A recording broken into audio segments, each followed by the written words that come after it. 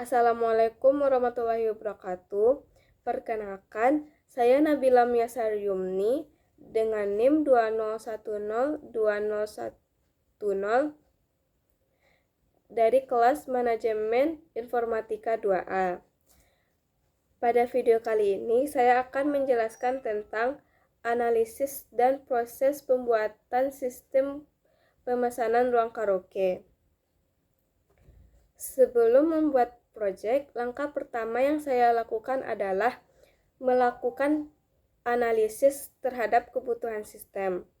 Dalam kasus ini, saya akan membahas tentang sistem pemesanan ruang karaoke. Dalam kasus ini, saya menghadapi masalah yang pertama, proses pemesanan yang dilakukan secara manual. Yang kedua, pelanggan yang sulit mengetahui ketersediaan ruang. Dan yang ketiga, admin yang sulit mengatur data tarif dan laporan transaksi.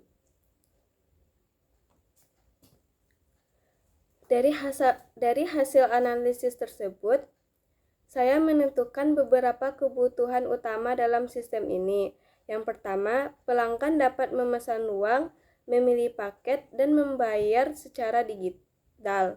Yang kedua, admin dapat mengelola data tarif, data ruangan, dan laporan transaksi. Tahap ini penting bagi saya karena saya dapat memahami apa yang dibutuhkan oleh pengguna dan fitur apa saja yang dapat saya buat. Setelah melakukan analisis, dilanjutkan dengan membuat diagram. Langkah awal dalam pembuatan diagram adalah membuat use case diagram. Diagram ini menggambarkan hubungan antara aktor, contohnya pelanggan dan admin dengan sistem. Misalnya, pelanggan dapat melakukan pemesanan ruang, memilih paket, dan membayar. Sedangkan admin bisa mengelola data ruangan, tarif karaoke, serta laporan transaksi. Use case ini kemudian dijabarkan dalam use case deskripsi. Contohnya, memesan ruang karaoke, memilih paket karaoke, membayar karaoke, mengelola data ruang, mengelola tarif karaoke, dan mengelola laporan transaksi. Alasan use case diagram ini dibuat pertama kali adalah karena diagram ini menjadi dasar dalam membuat sistem. Setelah membuat activity diagram, kemudian dilanjutkan dengan membuat sekuensi diagram untuk melihat alur dan interaksi setiap objek.